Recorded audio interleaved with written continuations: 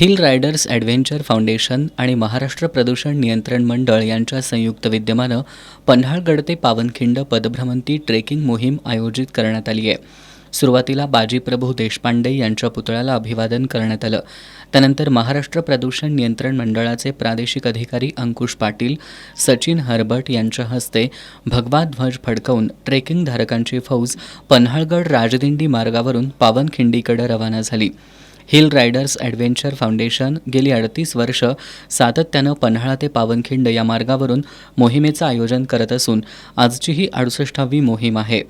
आजच्या तरुण पिढीला इतिहासाची ओळख व्हावी आणि या मार्गावर घडलेला इतिहास अनुभवण्यासाठी हिल रायडर्सच्या वतीनं अशा मोहिमेचं आयोजन करण्यात येतं. पण ज्यावेळी गेलं की नाही, पन्हाळा पावनखिंडी ज्या मार्गाने शिवाजी महाराज गेले त्या मार्गावरचा जो इतिहास आहे तो शौर्यशाली इतिहास आहे. तो आजच्या तरुण पिढीला माहिती व्हावा, त्या मार्गावरून लोकांनी जावं आणि इतिहासाला उजाळा मिळावा ह्या हेतूने आम्ही हे चालू केलेली मोहीम.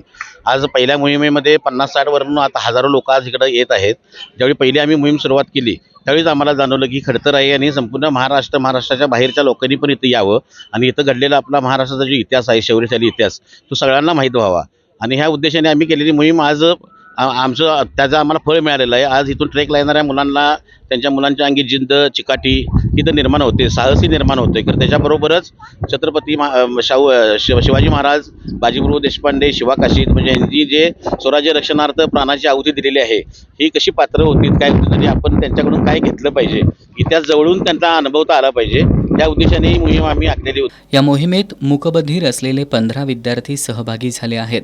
या मोहिमेत मुख्यमंत्री साहेब लक्ष द्या, विशाळगडाला मुक्ती द्या, 1-1 इंच जमिनीचा हिशेब घ्या, विशाळगडाला मोकळा श्वास द्या अशा आशयाचे फलक घेऊन युवक सहभागी झाले होते.